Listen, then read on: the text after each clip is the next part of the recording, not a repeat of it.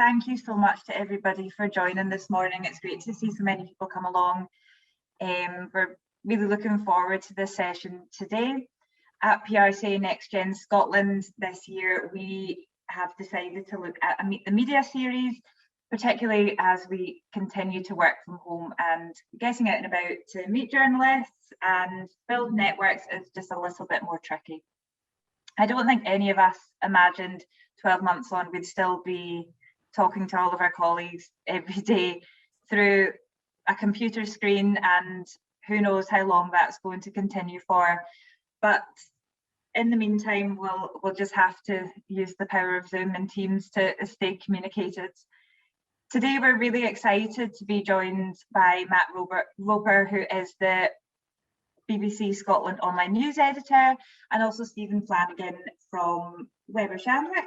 And we're going to be hearing about ways to pitch a story to a virtual newsroom and just get a little bit more insight into how newsrooms are operating 12 months on from the first lockdown restrictions.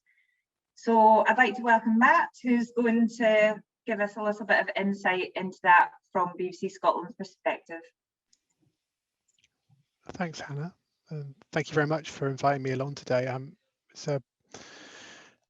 It's a while since I've done one of these, and you're right, it's a bit strange, isn't it? Normally I expect to be in a room full of people, having a bit of a chat with you all guys and maybe have a chance to meet you in person, but that's not the way it works these days. Just to explain a bit of who I am or what I do. So as Hannah was saying, I'm the editor for mobile and online for BBC Scotland News, which means really that I look after the news content which appears not on television and not on radio. So that's kind of the easiest way to think about it. So if you look at the website for Scottish News, which is the BBC News website, the BBC News app, and also our social media channels. So that's the BBC News on Instagram, on Facebook, and on Twitter, and YouTube a little bit as well. So that's my team's responsibility. So currently we're covering things like the election and the latest with Alex Salmond and Nicola Sturgeon, and obviously the pandemic, which has been the kind of biggest story as well. I was looking back when Hannah said to me she wanted to look a bit about how we've worked over the last year and how things have changed for us. I was looking back to my emails from this time last year, and this time last year was my first shift at home, having picked up my BBC laptop. And the first thing was we had Z-scaler problems. I don't know if you'd use Z-scaler, but it was titled basically problems with connecting to the internet from home. So this is a thing which I guess we've all had that experience. Looking around the people who are on the call here today, most of you are at home at the moment. I don't have a electricity station in my house. I'm actually in the office today. This is very much a rarity for me. I'm in maybe once a month or so, but today I'm in the office for specific reasons. Anyway. I'm thinking back to that a year ago. I was like most of you. I was sitting trying a makeshift thing. Never used a BBC laptop before. We used workstations, so we had to hire one. I was using a little garden table which I'd taken in from outside, which is about this big, to balance it on. I had a plastic chair, which my back soon told me was a very bad idea.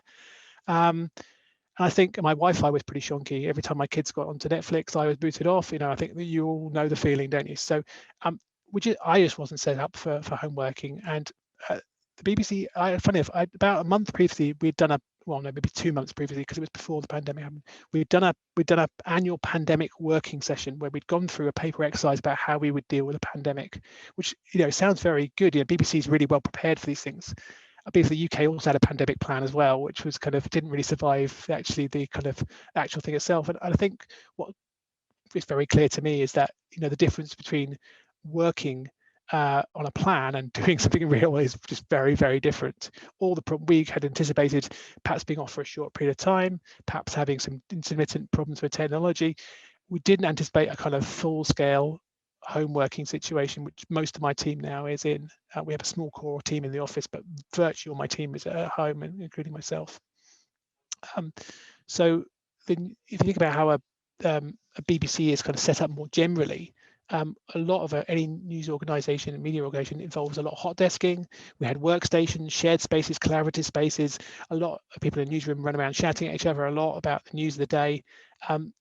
That's all kind of gone.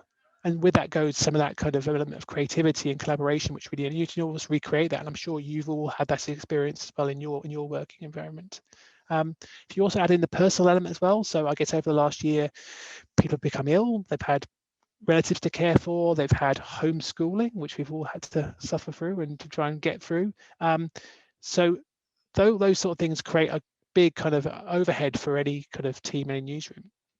And if you add into that the fact that this has become the biggest story that I guess anyone who me or my team have worked on before, and a personal story which feels very personal to us because it affects all our lives in the same way, it becomes really, really different the way we work.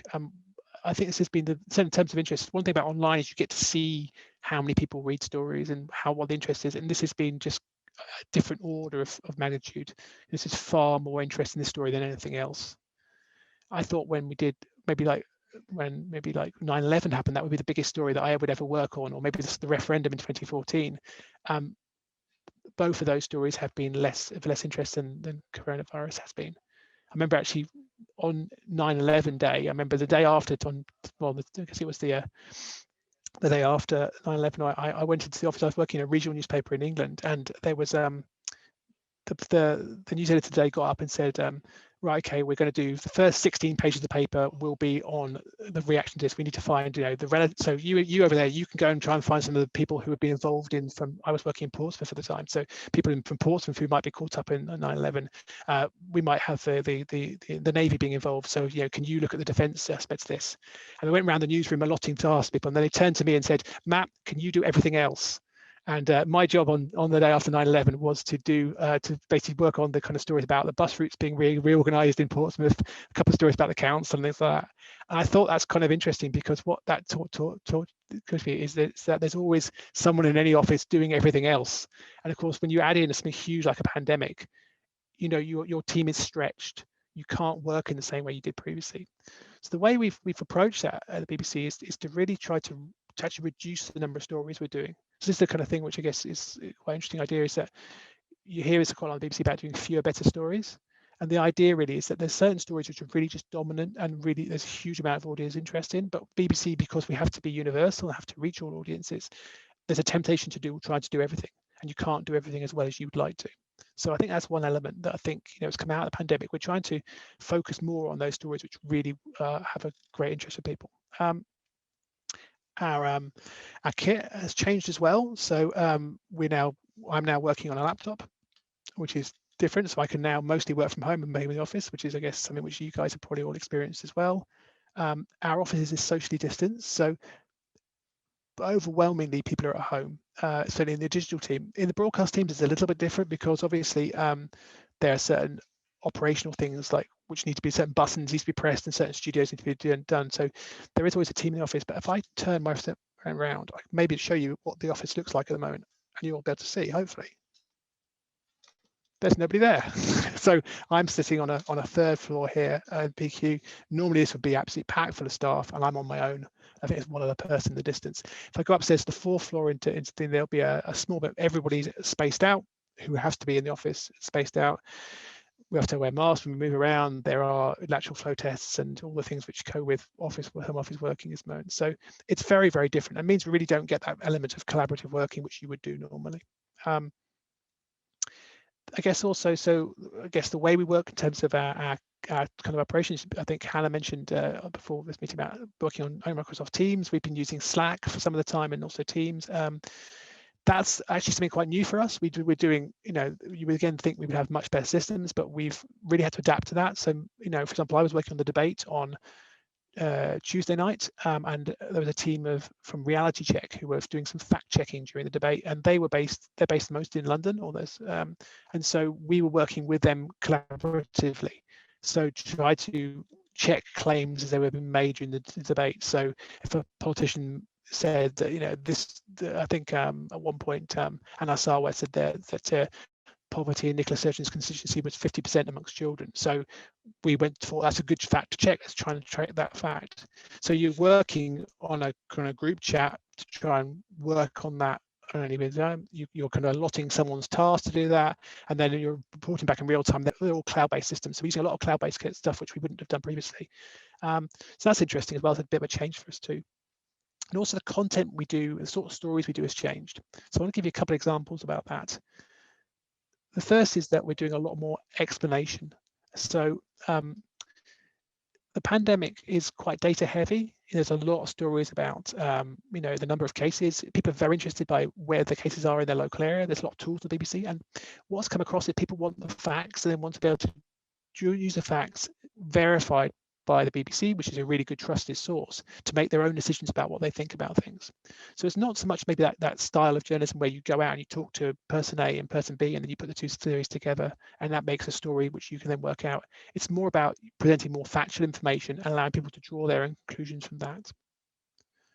The second element, I think, which is changed, is that we're doing much more reporting directly from people's voices. So there's a lot of social issues which we'll do hearing directly from the audience. And so people want to hear people talk in their own style about their own things which matters to them. And they don't necessarily want a journalist to kind of be parachuted into an area and to then talk to people about it and then try to then mediate that story and tell people about it. So the journalist skill perhaps different now is try to draw people out and get them to speak and allow them to tell their own stories. And that style of journalism, which is, I guess, fairly old, is probably a little bit more a change for the BBC. So we're doing much more, I guess, trying to draw on a much more diverse story mix than we had previously. So Hannah was asking me, let's see what else I've got, a couple of notes here. Hannah was asking me about the way that the newsroom's changed. So I suppose the way we've changed the news, our output's changed a bit as well in the last year or so. We've have some new programs. You'll have seen this launch of the BBC Scotland channel, and we have the 9, which is an evening news program which goes out at 9 o'clock every night. We've reworked our radio schedule as well, so that the Good Morning Scotland is still our kind of flagship morning program. We've changed the lunchtime live is now more based around the news of the day, and then the drive time program, which is usually hosted by John Beattie. That's a bit more kind of personal led with a few more human interest stories in there. And I guess the idea is that across the piece to these stories, so Reporting Scotland and the 9 complement each other because they're aimed at slightly different audiences and have slightly different agendas. And the same in radio, they kind of mesh together. So the GMS is probably our program which does the most political interviews, probably the kind of the agenda setting program. Lunchtime Live is a bit more the developments of the day and often take the coronavirus briefing into like that. And then later on during the day, it's more a kind of, I guess, a kind of chewing through the stories that they've developed. And the idea, I think, that is really to try to create a BBC output so that there is something for everyone. That's the key part of the BBC's message. And in online terms, I think that's true too. So our audience online is a bit younger than the audiences which watch television or listen to radio. It tends to be a little bit more diverse as well in terms of its geographic diversity, and it's also its mixed people who consume it. And that's a really so in the newsroom itself, we do if you think about that, if you have all these different outputs pulling in different directions, it means you have to have a huge amount of content to fill those things. And so what we try to do, that pulls against that idea we're talking about earlier on about doing fewer stories better. So instead, what we're trying to do is do more centralized commissioning. So if you're trying to get a story into BBC output, getting it commissioned for more than one platform is really important, because that story will then flow across all our output. And so actually you might find a story which appears on drive time is also on the website, it is also on social media.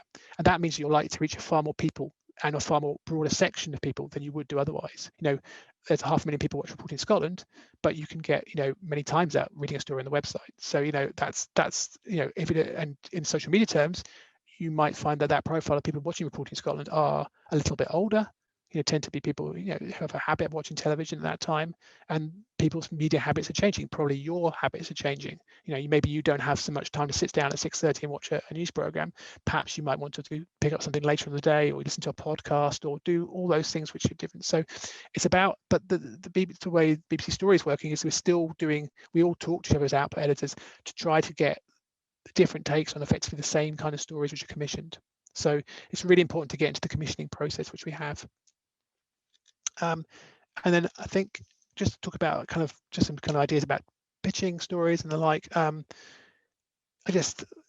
advice would be something along to being honest about the strength of your story. I know that my wife works in PR, so I know the challenges some of you guys have. You have clients who want to place things which are just not really very easy to place sometimes. But if you've got a good story and you really know it's a good story, then don't be deterred by trying to get onto BBC Output, because I think there is a good chance it will, because it does get picked up, but it really can cut through to a really large audience. We in BBC Scotland see ourselves as a national output, so I guess those kind of surveys which are kind of tailored to, you know, North East people say this and South East people say that, which we get quite a lot of fired into us. That's not the kind of story we will do in Scotland. We see ourselves as a national output, and there are some regional opt-outs for radio, but it's quite small scale by comparison to other things. The other thing we're really trying to do is trying to broaden our mix of contributors. So BBC, I guess, has a challenge called 50-50, which was come up with by one of our teams in London, which basically says we would want to have an even number of gender balance on our output of contributors. And the BBC's working really hard to change this. So because the temptation is, as an output editor, is you think, I want to cast someone to talk about this. Who have we had on previously? And you reach for that group, that thing quite quickly, and who is available to come on at short notice. And we know that means they get a lot of people who are kind of older men, usually, often white, often trying to tell, you know, and so that doesn't really reflect the population of Scotland or the population of the UK, and doesn't actually reflect the expertise that people have.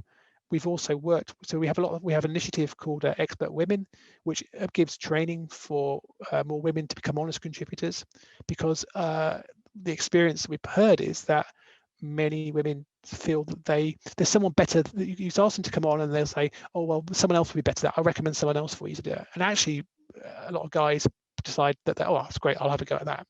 And I think, you know, maybe it's a bit of a cliche perhaps, but that's certainly what we found. And we're working very hard to get to 50-50, and quite a lot of our output is now 50-50.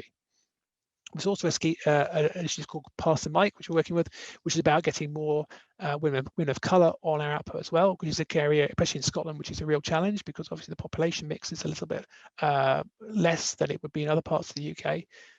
So that's something which we're really focused on. And I guess for us in Scotland, we're really keen about geographic diversity too. So if you've got good case studies or things which are from around the country, that's really helpful for us as well.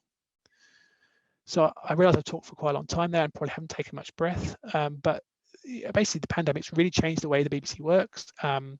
We're much more modern, I think, than we were now previously. The type of stories we do has changed. We're doing slightly fewer of them, and the people we feature has changed too. So if you can bear that in mind when you're working to try to create pitches for us, that really would help us.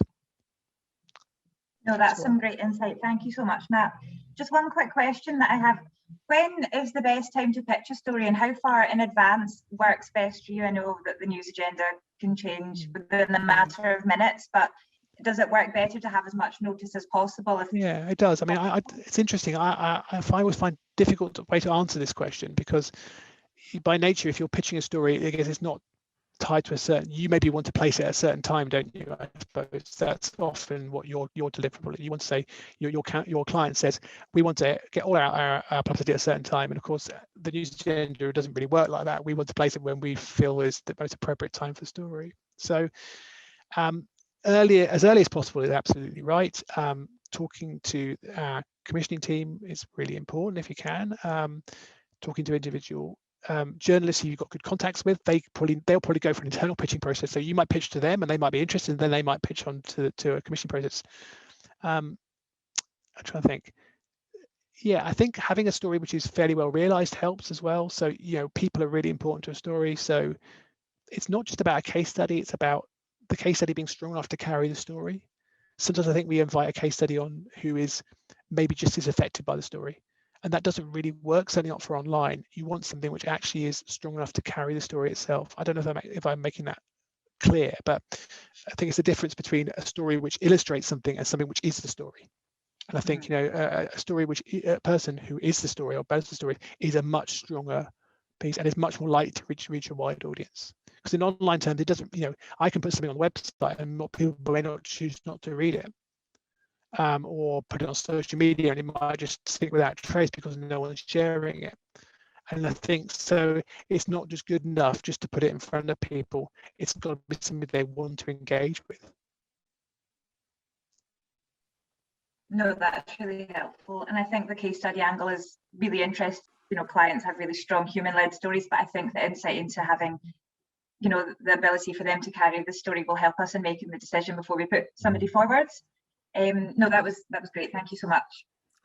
Yes, thank you very much, Matt. So we'll just pass you over to Steven now, who is account director, as Hannah said, at Weber Shandwick, and I also work at Weber Shandwick, and Steven is undoubtedly one of our media relations experts.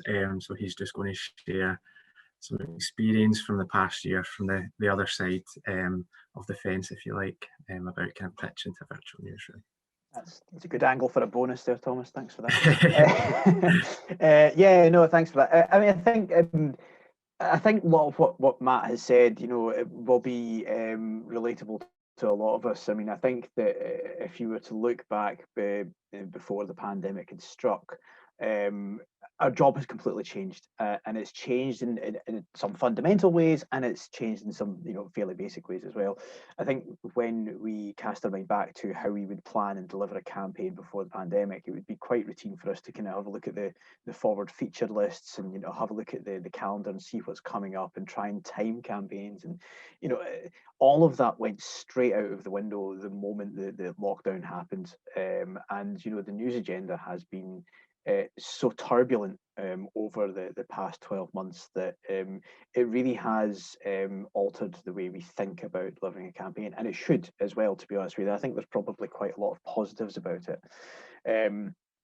Just obviously reflecting a little bit back on some of the kind of points Matt made about the change in the working relationship between journalists and PRs, and also our own working circumstances. When if we think back that year ago, when we all moved to working from home, I think that all of us would probably agree that pitching a story became overnight much harder. And it became harder for a number of circumstances. Obviously, I mentioned the news agenda already. The other one is, of course, the resource that was available to journalists, both in terms of capacity for other stories outside of COVID, but also in terms of people leaving businesses. To be perfectly blunt, we did see some newsrooms reduce in size. We saw a kind of reprioritization as well. So that certainly made everyone, I think, feel at the start of things that suddenly getting a story in was just really tough. All our planning was also out the window, so it's almost like starting afresh. But that said, a lot of the things we had been doing up until that point probably started to come into their own. I think most of us would have been thinking about integrated stories and how to kind of maximize the output from a particular angle or campaign by using a number of different assets to help give the journalist something a bit more. Now, that might have extended to some infographics, it might have extended to some interviews and perhaps some briefing meetings with journalists as well beforehand. All of which actually, when we move into the online space, which became far more important, particularly for print publications, we were already doing. So that's certainly something that I think has been ramped up significantly in that period. We also saw, I suppose, a kind of change in what makes the news agenda. Now, obviously, there was a huge rise, as Matt said, in articles like explainer pieces. There was a huge rise in the number of kind of stats about the COVID spread across Europe, across the world, and even changes in the way that the politicians were addressing that issue and related issues as well. And what that meant was actually that one of the things that we all do when we look to place a story is to look at the cultural context and to look at the way in which the agenda is shifting and how we position stories within that. Now, if anyone had to kind of pitch something over the summertime, they would have known that basically if it wasn't COVID adjacent and if it wasn't something that had an impact that went way above and beyond that, effectively you didn't have much of a chance. And I think that we still live in a situation where, frankly, if your story doesn't pass the who cares test in that context now, you still have, work to do. So I think that probably comes back to that point of how do we collaborate within our own teams? How do we work with our clients to make sure that we are able to say something that actually matters?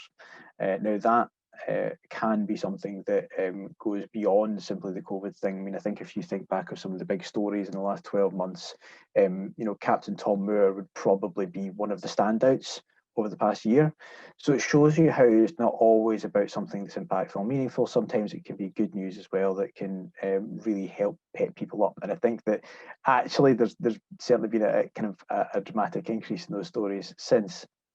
So how do we then, take that to our client? How do we then say to someone, well, actually, I'm sorry, but that story is not good enough? There is a kind of fairly frank conversation to be had there. But I think, we have plenty of examples that we can look to that show how we should be doing that. And we should obviously initially have those conversations within our teams first, find an angle within that context, and then use that to go back to the client and say, this is what we need to do. I think it's also important to think about the other challenge that's definitely worthwhile is that how do we go beyond simply offering something on that story? And having the ability to have somebody available at short notice who can chat to a journalist, who can maybe discuss things in more detail, and even go beyond that to discuss other aspects of either your organisation or the campaign itself, I think is really, really important too. I think we have to make sure that we have all these elements together before we pitch to a journalist as well. It's very difficult for a journalist who's now working from home, who has that higher bar to kind of work to get engaged in a story, unless she's able to see potential within that. So, being able to answer all of those questions that a journalist will ask up front. Why should I care, being the obvious one? Who have I got available for this? Do you have any video assets? Where is the report? Can I get further insights from a case study? Can I look into something on a website? All of these different things that we should really have a checklist of before we go through. It's more important now than ever before to have that. As I said, the bar is so much higher. And then the other thing is we have to remember that lifestyles have changed. The context in which we all work means that people are working from home, they're dealing with more family issues, they're having to contend with Microsoft Teams crashing every 7.5 minutes, and things like Zoom not working. It's been a nightmare, frankly, for all of us in that sense. So I think beforehand, we would have said be persistent, and that's even more important again. Just because you haven't got hold of somebody to chat through an angle or a story in the first instance doesn't mean to say that they're not interested. It might just mean that they're on the school run. It might just mean that they've got to go to an appointment, or they've got to go down to the hospital for an injection or for their vaccine just now. It could mean all sorts of different things. So being persistent on email particularly, especially because a lot of people's Gorkana profiles or response source profiles will only list the office number. Not all of us have had the luxury of having the office number connect to our computers. So making sure that you're thinking of the challenges that face the journalist within these circumstances is a really, really good way to kind of help motivate yourself to be as persistent as you possibly can. I think both Hannah and Thomas give some notes beforehand and some of the things that are quite useful to cover. And, I was getting asked for some examples of kind of good and bad sell-ins. Now, I could give you bad stories all day long, because some of them we've probably all been slightly guilty of at some point or another. Phoning up without really knowing the answers to all your questions is a great example. I've got this wonderful story. It's great. It's fantastic. What is it? All right. I've only got the first part of it. Fine. That's dead in the water. You're not going to go anywhere with that. Also, not appreciating, again, the journalist challenge. I spoke to a couple of friends about this beforehand, and one of the most common complaints I got back was people pitching a story at 4 o'clock and then disappearing for the rest of the day, not answering my questions, not being stay. There was one who said she had received a press release at 4:45 on a Friday afternoon as a Friday for Monday story, and the photograph of the press release didn't attach properly. So the whole story was binned purely because the journalist A hadn't made sure that the right assets were attached, but B, that there was no time for the journalist to react to any questions, or for them to react to any journalist questions. So that's, it's kind of a basic thing, but it goes back to that whole just thinking about the challenges that you have ahead of you. Maybe the journalist won't be able to kind of be on at 4 o'clock or 5 o'clock because of parental duties or whatever else. In terms of great, another good one actually, sorry, I beg your pardon, is pitching to the right publication. Now, again, this is something that goes back before COVID, but again, the temptation is when you can't get hold of someone, pitch to everyone and see what happens and see what sticks. Don't do that. I think it's more important than ever to make sure that you are pitching to the right journalist and the right publication at the right time. So that was a kind of another common complaint. In terms of good stories, I mean, I think I've heard a few really good ones. One who had a virtual ribbon cutting ceremony, and they had gone to the press and said, look, we know you can't come to this. We're going to make it a bit more exciting. Not only are we going to do a virtual ribbon with kind of scissors across the digital divide, which was a bit odd, but they then had a bank of interviewees available, and they were able to say, look, here's the press release. This is the report we're going to be basing this on. It's going to be happening next week. Give us all your questions. Let us know if there's anyone particular I'd like to speak to. We can set aside a time. Now, that obviously was more for a trade publication, but it again predicted the questions that the journalists might have, and it predicted the predicament the journalists might have in advance, and gave them some assets that they could imagine how they would integrate into their own website, how they would deliver something that went beyond what other competitors might be doing, and being able to say, well, actually, that brings us some really nice video content. It gives us some stuff that we can share on social beforehand to ensure that our readers know about it and that our followers know about it, and can get up to speed quite quickly. We had one ourselves that we'd worked with, the BBC Science Unit, where we had a robot that worked on, actually able to develop vaccines and able to develop other kind of solutions to disease and materials. And that was ideal because it was very adjacent to the COVID pandemic. It recognised the problem that labs had in terms of social distancing, and we were able to offer not just the interview visuals of the robot, but actually also get people in there and show how that would work across different areas. And as Matt said, if you've got something that works well across that spectrum from a visual perspective, it also cascades through different channels through the BBC as well. So that then featured on the regional channel, and opt out for that area. It was on the national news, it was on the website, and it featured, believe it or not, on the radio as well, which is remarkable because it was a very visual story. So I think those kind of things have been kind of really interesting success stories. And again, thinking about Tom Moore, that was actually a regional story that went national. And it was one of those ones that became a sharing success. So don't be afraid to pitch a local story if you think it's got the kind of how to describe it, the kind of shine, the X factor that's going to make it go a little bit further. If it's going to pep you up, it's going to make the day, then that's well worth pitching. And there's absolutely no reason why that story might not go much further beyond the boundaries of what you'd initially expected. Yeah, I mean, I think those are the kind of main challenges. I think when it comes to pitching to desks, I think be conscious of the fact that you might face some questions about, where does this fit into the COVID agenda? Where does this fit into the news agendas? What's happening today? Be robust. Make sure you have everything you need to answer the questions. If you're not confident on the story you're pitching, how is the journalist going to be? That's a basic tip from any time, but it's absolutely crucial you have that now. Use the opportunity when you're reviewing the press release or when you're reviewing the pitch to speak to your team, to speak to your client, to answer all the questions you have.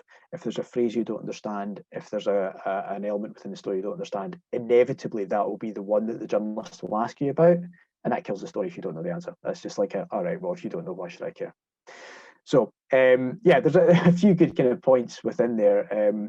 But as I say, I think it is worthwhile to certainly come into the story armed with a kind of list of the things that you need. Look at the publication you're pitching to beforehand. Make sure what assets they're using with their stories.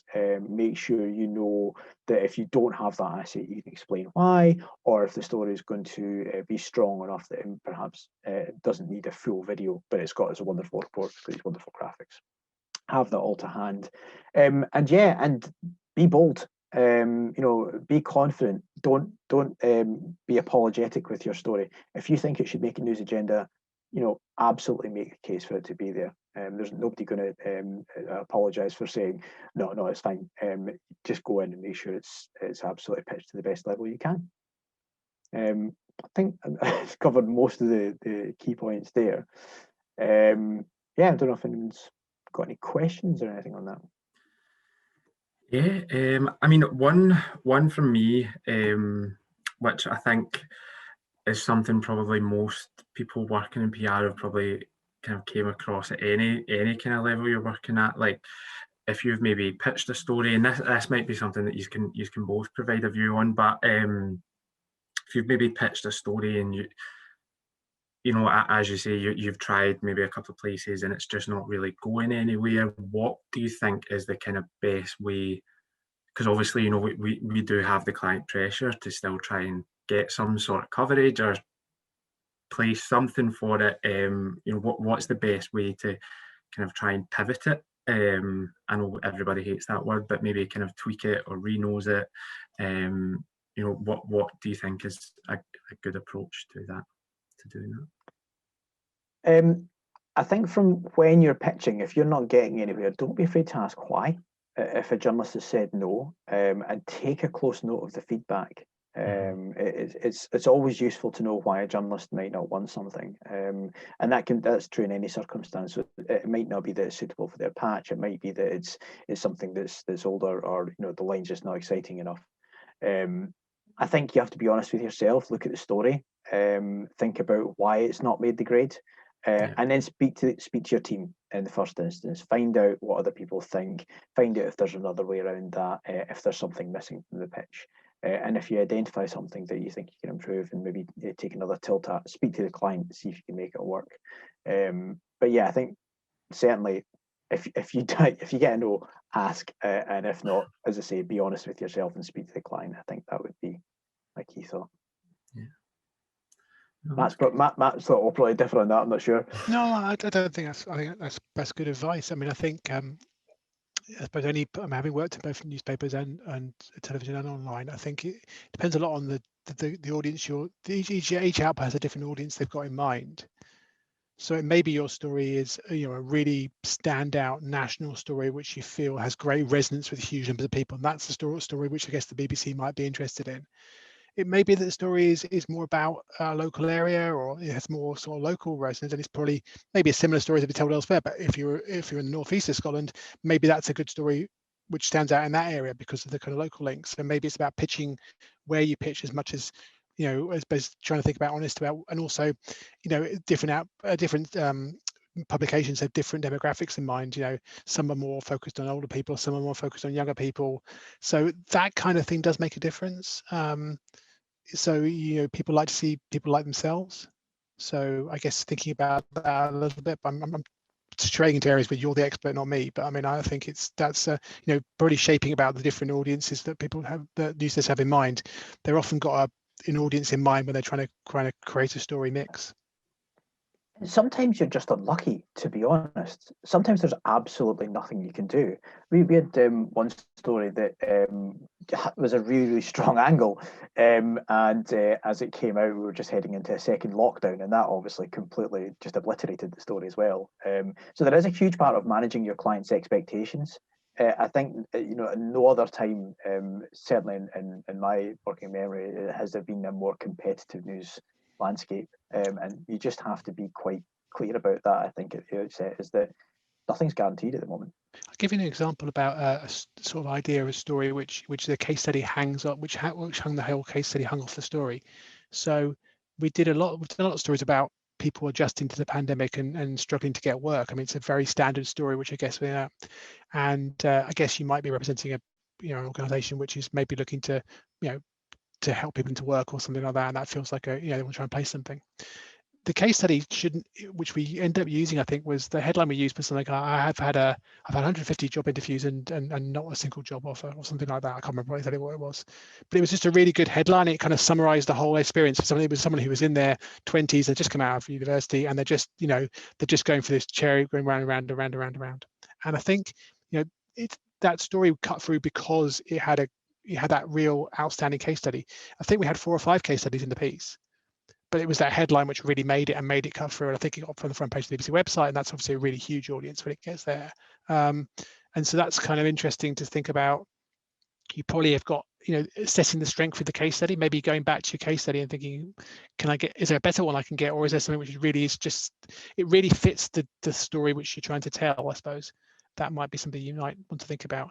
And when you're putting a press release out, I guess going a bit more on those kind of stuff rather than the message your client wants to put across is probably better. But I guess that's again a matter for you. I know you've got two people to please, haven't you? So it's always difficult to get that balance right. Yeah, you're right though. Case study's massive. It really is. If you've got someone that can tell the story, sometimes they'll do a lot of the work where no press release or client can. No, that's great. Has anyone in the audience got a question for Matt or Stephen? Anyone? Anyone? Oh, Rachel. I've got quite a few, so I'm just gonna stop me at any point. So I guess the first one would be for Matt. So Matt, you spoke about the expert kind of panel for getting spokespeople. Is that something that's maybe, is there an application process that maybe all of us can look into?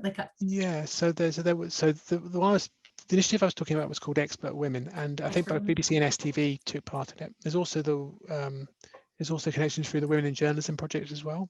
So the idea of that Expert Women panel, which I think there was an open application for, and I think we got maybe 100 applicants, was to kind of widen out, get more women who are expert in their field, but also give them training. So there's a training session for television. People feel intimidated about being on TV. I mean, I do. So it's like, it's not much fun.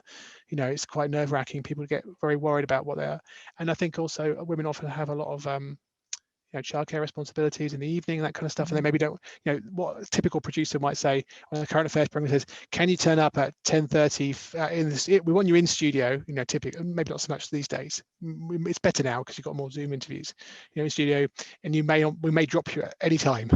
So and once you're in, I think you can become, and the producer thinks, they're articulate, they know what they're talking about and they can do it well, then much more likely to. There was an application process for that, but I think if you've got a particular client who's a very good articulate person who can say things quite succinctly in a way that I don't and can't, it's very, you need to be very quick and be able to make that point in a very concise way for that 20-second clip for telly.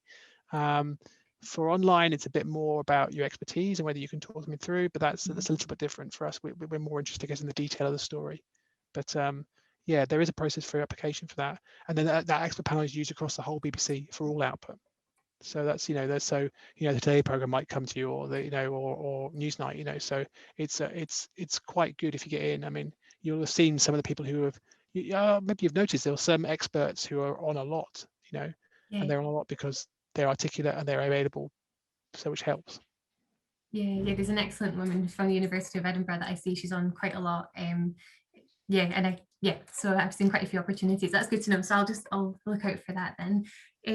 I guess another thing is, have you found there's an appetite maybe for, and maybe even for Stephen, have you found there's maybe an appetite from journalists for exclusives now a lot more than ever before, or? I'm not sure more than ever before. I think that there's certainly still an appetite for exclusives. I think potentially there's slightly more competition for it in the online space for sure, because obviously the kind of print models have changed. I mean, I think that people are now far more looking at online first and getting that edge on someone, the likes of the Wireds or the Mashables of this world, who really kind of live and die on the digital subscriptions as much as anything, are definitely much more geared towards that, but I don't think that's necessarily changed.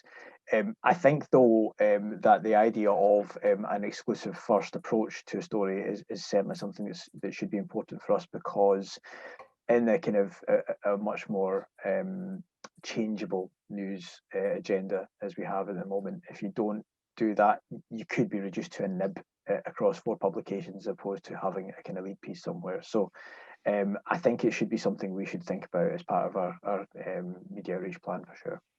I would say is that the BBC point of view is a little bit different to other media organisations, and we're not so fixed on exclusivity. And we want original work, of course. We do our own journalism, but if you're, the BBC's job is to be universal, so we're much more likely to follow up another person's story if we think it's a good story. But we're also and I think if you think about the business models which newspapers work with, their job is to differentiate themselves in the market from everybody else, and so the exclusive gives them that currency. You know, we're looking at the front pages today, and the Herald has got this movement to always run a different story on the front page. They want to be different to every other publication. BBC is really about putting the best story first. That's it's a different matter. It's different agenda. So I guess it does a little bit on the business model of each publication. And if you're a subscription model, it's different to if you're a click model, if you're an advertising model, if you're and so they'll be looking for, I guess, short, fast, entertaining hits, which will be shareable. And a subscription model is about building an audience over a period of time. And our model, which I guess it's a model of brand, and the license fee is about universality. Okay. And I've got two more, but I'll do one more. Can I do one more? I've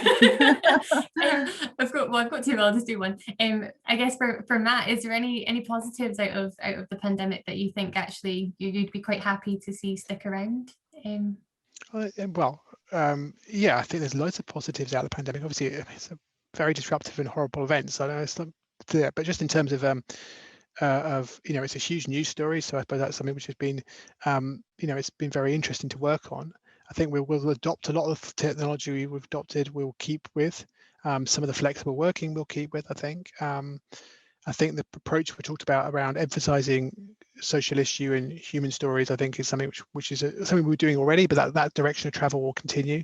And I think the sort of what Stephen mentioned about sort of data-led and explanation stories, again, that will continue too. So those elements will, I think, are just things which are, I think maybe the pandemic's brought out things which are already happening and made them more, kind of accelerated them. And so I think that seems to be what's happening in the BBC, and I think that's probably true elsewhere too.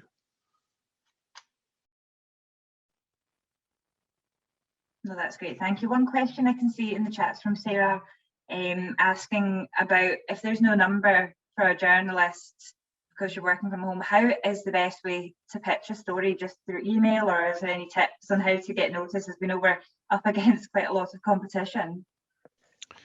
Yeah, I mean, it's hard, isn't it? Email is a good way to reach journalists, because I know that you'll get a lot of non-responses to email, but journalists are also keen to get stories. You know, they're not just sitting there thinking, oh, well, I want to ignore all these emails. It's about especially if I think a key thing, like all these things, is about the headline of the email. You know, I think that's something I think you would, I think if you're working for templated emails, a lot of you will work on organizations which create templates. I think trying to create some flexibility in that would be my advice. I mean, for what it's worth, because you're literally scanning. I get a inbox, and so you're not even probably reading the email. You're just reading the subject line and things like that. So thinking about your subject line, I guess, is probably pretty important. And again, as I said, trying to think about placing that human at the top of the story. It would, again, pitches are hard because I know they don't always means it's too big to bounce in emails, but some idea about who the case study is would really help as well. Because again, we're often looking, as I said, for a diverse mix of people. So it really helps. Maybe you're looking for someone who completes a jigsaw in your own output. Maybe we haven't covered anybody from the Western Isles for a long time, and suddenly that drops in at exactly the right moment, and you can see that they're from the Western Isles. That really helps. So kind of that information is quite important. Maybe you feel, okay, it's just, it's a case study, it could be from anywhere, but actually you might just complete that jigsaw for our outputs. This is a BBC thing. I'm not so sure it's so, but I suppose it's important for regional publications too. But we're certainly very interested in trying to get around the country. Yeah, absolutely. I think one of the big challenges that that people don't always recognise is that sometimes when you come into the office, you might have an inbox with 30, 40 emails and think, oh, I've got a lot of emails to get through. As Matt said, on the news desk, you could get 100 emails every 20 minutes sometimes. So it depends on, what you can see straight off the bat. I think it depends journalist to journalist, but having some set of bullet points with what you can offer along with the story is really helpful as well. Remember, the headline is the tease, it's the hook that lands the fish, and so make sure that you make that as engaging and enticing as possible to the story and relevant to the journalist patch, whether that be regional or specialty. Well, that's great, thank you. I don't know if anyone else has any more questions, but one that I would like to ask Matt is in regards to the viewing or readership figures throughout lockdown. Has there been an increase, a decrease, or what trends have you noticed? Just a huge increase. I mean, it's online. I guess it's been a growing part of the BBC's output. But figures are just they've been incredible, really. I think we're up 40% or something like that year on year, something like that. We don't like to talk figures. I would find out, so I just be kind of like it's something the BBC is very leery of doing. So I probably shouldn't share any detailed figures, but they're up considerably. There's a lot of interest, and that was a trend which was already there, but I think it's gone far more than that. And we're also interested in the age demographic and that kind of stuff, because obviously we want to try to make sure we reach younger people, especially in the BBC, because it's a challenge for broadcasters. So yeah, with huge interest, the pandemic and anything around lockdown, those kind of announcements, those big announcement moments are huge audiences come together. They're often busy, especially you think about the coronavirus briefing the First Minister does. There's a lot of interest in that every day, and people are often busy doing other things, maybe not watching TV, so they'll come to online to look at it. Am I right in thinking as well, Matt, there's been a huge increase in daytime viewing figures as well? So huge increase in what? Sorry, Stephen. In daytime viewing figures, so afternoon. Yeah. So I'm not an expert on the TV viewing figures. So I know that there's been a big increase in just television viewing generally has gone up. I think that obviously a lot of people are furloughed, so they're maybe spending more time, leisure time. I think obviously the streaming services have seen huge increases as well.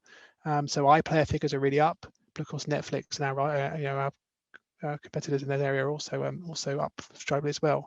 So it's about breaking maybe that linear habit is a little bit where the audience is moving away from more linear to more on their own terms. And that's a trend which is already in the figures, and it's probably being felt more so. And that's what the BBC, I guess, you'll hear a lot of emphasis on BBC Sounds, BBC iPlayer, and on the online sites to try to recognise the fact that people aren't maybe doing appointment to view quite as much. Still, the numbers in Reporting Scotland are back up to where they were a few years ago, which is really encouraging. But that's partly, I think, because of the pandemic. Well, that's us nearly at midday, and I'm conscious that everyone is likely super busy before the Easter weekend. So I'd just like to say a big thank you again to both Matt and Stephen for their time and the insights today, and also to everybody else for joining in. We really hope it's been a valuable session for you.